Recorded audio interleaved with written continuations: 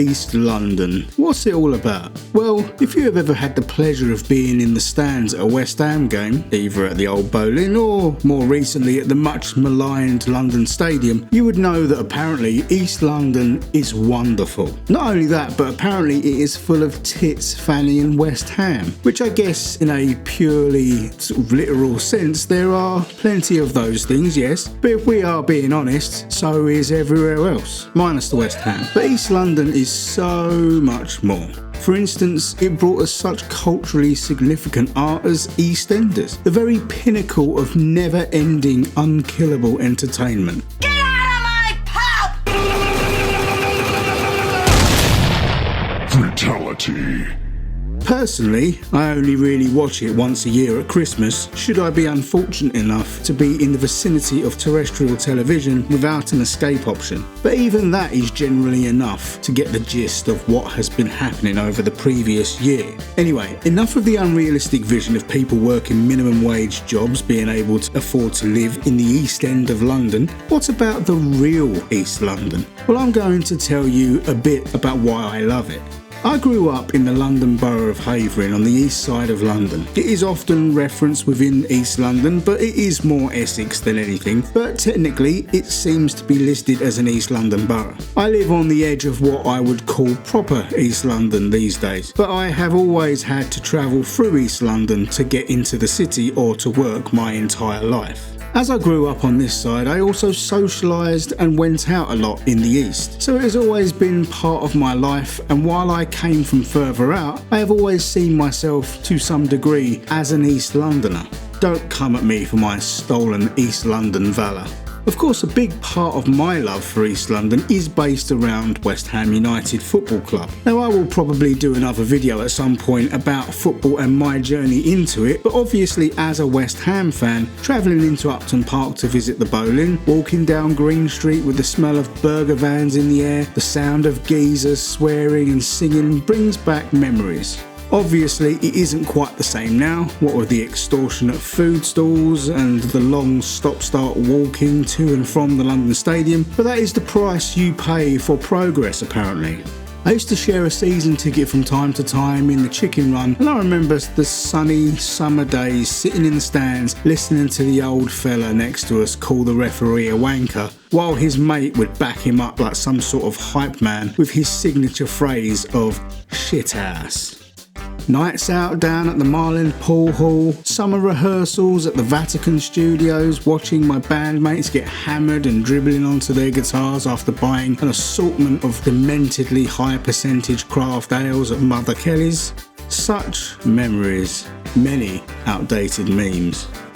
These days, one of my favourite pastimes is to go for a walk. Try as I might, I just can't get myself to jump on an exercise bike or go for a run, but I do love walking. Stick on a podcast and just walk. There is something about moving forward which I think is good for thinking and reflecting. And East London has some great parks and green spaces nestled within its more urban setting. One particular favourite, if I'm going a bit further afield, is to start at Stratford and work your way through the Queen Elizabeth Olympic Park with its modern design, and then move through past the Copper Box Arena and over into Hackney, past some of the best graffiti and street art around, and into Victoria Park. It's the largest park in Tower Hamlets and was opened in 1845 and dubbed the People's Park. And in contrast to the Olympic Park, you can feel its age in its aesthetic as well as many of the buildings that line it. From here you can cross over into Mile End Park and travel all the way down until you get to Mile End Station. Or, if you still have some gas in the tank, you could keep going and pick up the DLR at Limehouse. The area features a lot of Georgian and Victorian housing, juxtaposing the newer builds that are going up all the time. But it gives everything a real character. And if walking long distances isn't your thing, perhaps you would like to take a more gentle stroll around one of the small farms that exist. The Hackney farm was an enjoyable afternoon out and sort of unexpected when me and my partner stumbled upon it. East London is also home to the site of great national pride in the aforementioned Olympic Park, where we showed the world how to do a proper Olympic ceremony.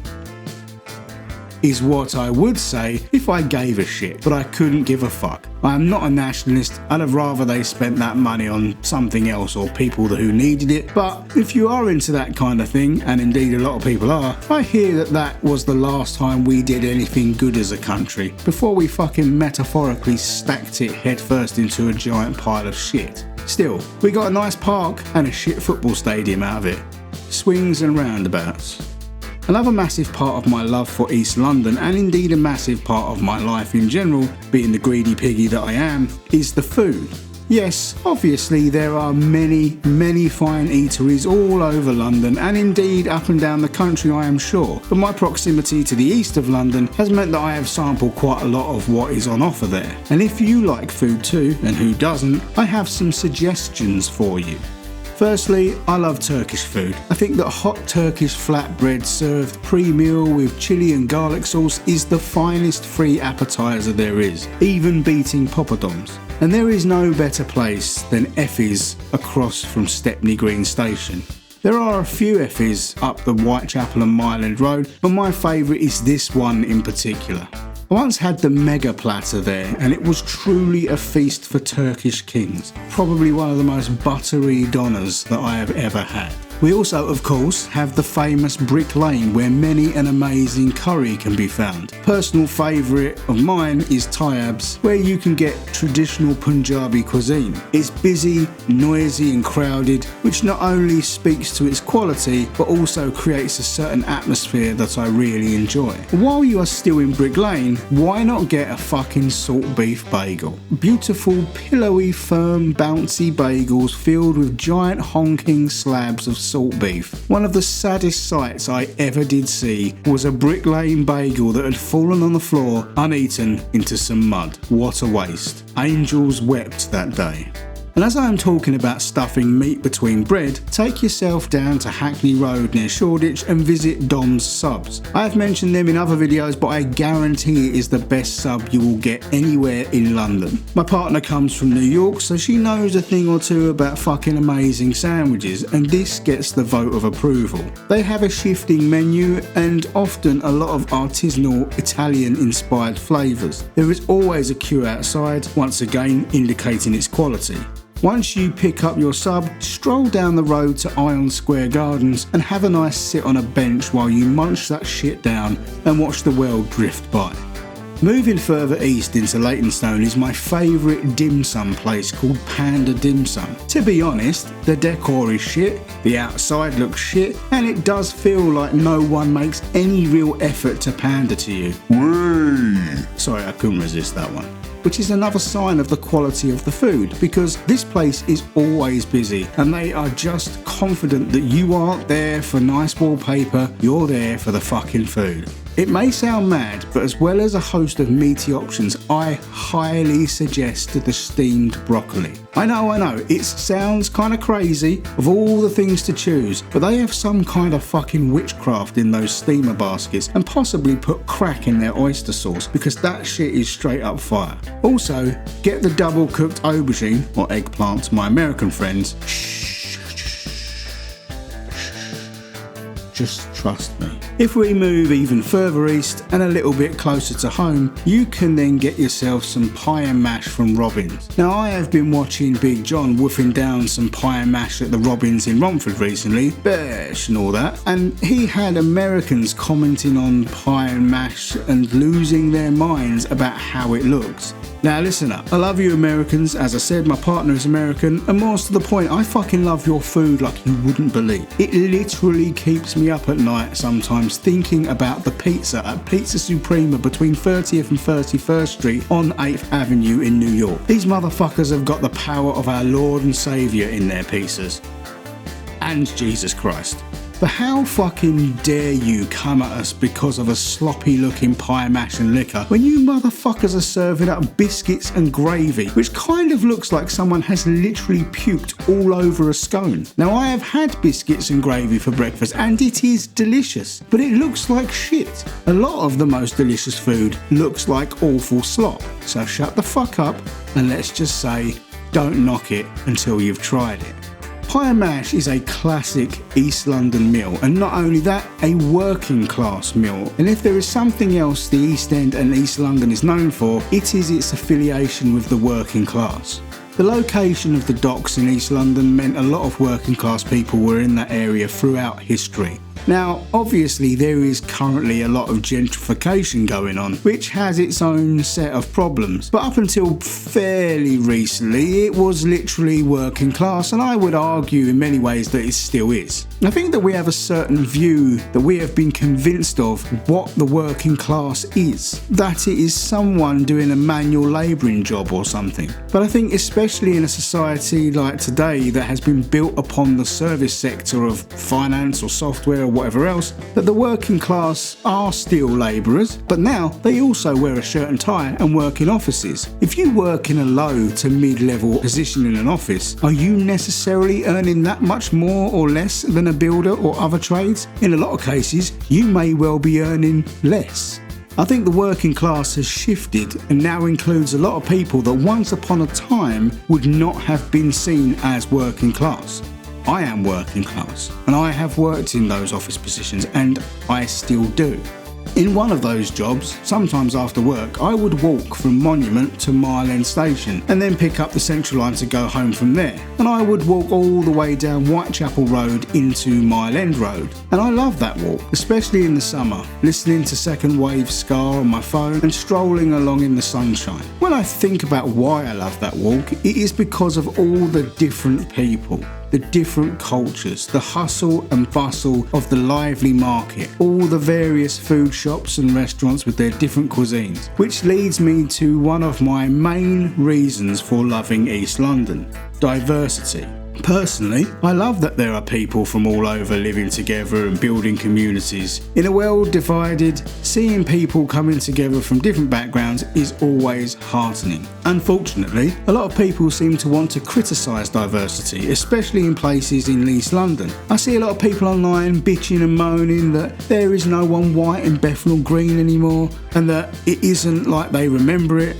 Yeah, maybe, but whose fucking fault is that? Apparently, it was white at one point, so where did they all go? Did the Bengalis come and run them out of town, physically evicting them and pulling them out of their house? Or did they leave, usually to take advantage of opportunities to get a bigger house and a better standard of living outside London in Essex? If you move out, then that house or flat is available for someone else to move in. Quite likely, someone from one of those communities that people are moaning about because they would perhaps want to be close to other family members in the area. Some people may have left because brown people moved into the area, and those people are fucking racists. But people moaning that certain areas aren't white anymore, well, maybe you should have stayed there. Maybe you could have all assimilated into each other's cultures, found that actually, despite obvious differences, you are all the same really. You all get up in the morning and have a shit and clean your teeth and then go to work.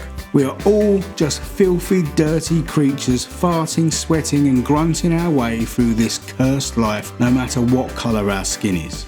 The ironic thing I find is that half of these chuds don't even live in the area or haven't done so for a long time, perhaps even generations. They love it so much that they all fucked off somewhere else. But they seem to, for some reason, expect it to stay how they remember it or how they want it to be. I think you kind of forfeit your right to claim or influence an area if you don't live there anymore. Kind of feels like your issue might be a little bit more specific. Say it with your chest and fucking own it.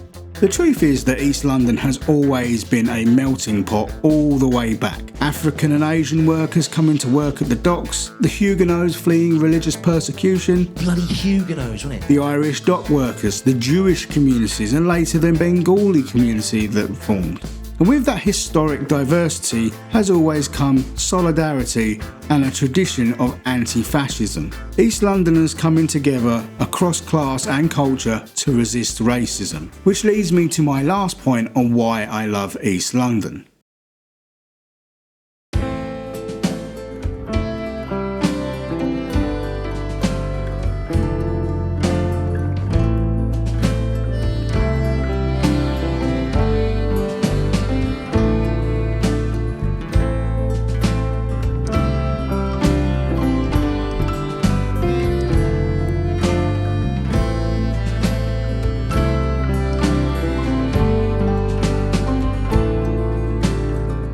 On Sunday the 4th of October 1936, the Battle of Cable Street took place. An absolute dickhead called Oswald Mosley marched with his group, the British Union of Fascists, towards the Jewish parts of East London.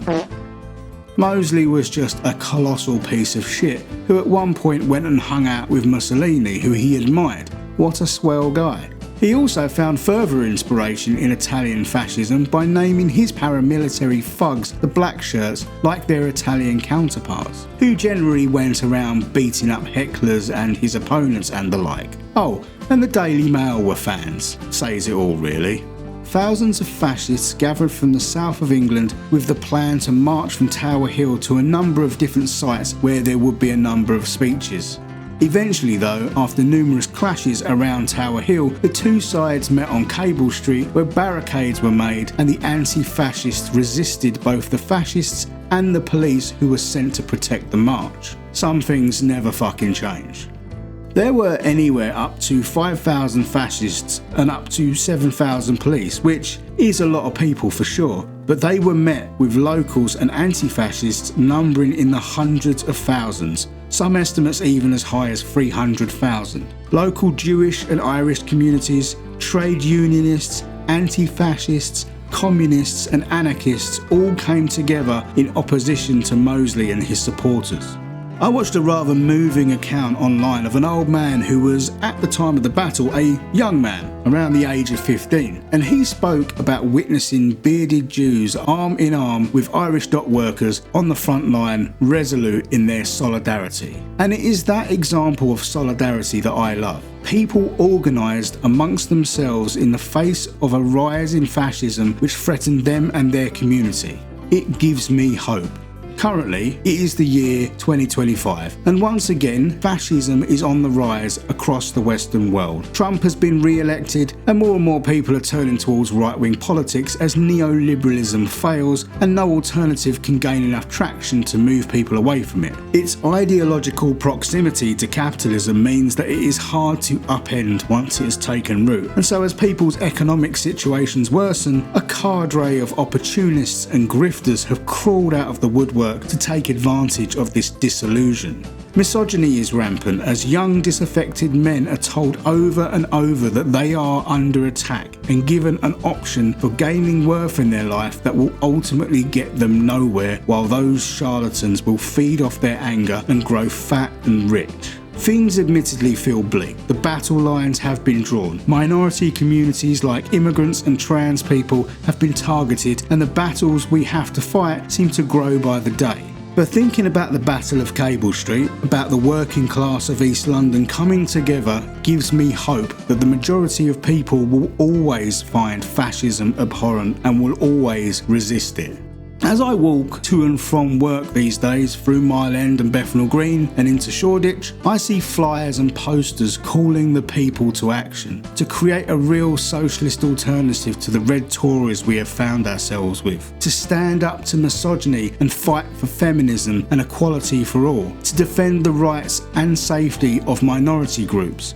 The flame still burns, the beacon is lit, and while I do not have the answer, I trust in the inherent kindness, compassion and decency of people. The other side may be loud and they may take up spaces in our media and they may be cunning and gain ground, but they are still the minority. In the 70s, after a local Bengali man was murdered, anti-fascists and the Bengali community took to the streets to fight the National Front in Brick Lane. More recently, when violent racists rioted and tried to strike fear into the people, protesters far outnumbering the racist right-wing thugs gathered in Walthamstow to oppose the rioters against the wishes of the politicians and the police. Just like at the Battle of Cable Street, they organised themselves. The right wants you to believe you are outnumbered, and you are not. Do not fall for their bullshit. Yes, this is about fighting fascism. Yes, this is about fighting racism. And yes, this is about defending vulnerable groups. But never forget that racism is a tool that the rich use to divide you. And as one of my favourite bands, Propaganda, once said, this is class war. East London provides me examples that give me hope that as fascism rises again, the people will always come together and rise against it. And that's why I love it. Thanks for watching. I am no historian by any means and have only merely skimmed the surface of the topic. So if you are interested, there is loads of material for you to go and read all about the Battle of Cable Street and East London's proud tradition of anti-fascism. So be sure to check it out. Take care and I'll see you on the next one.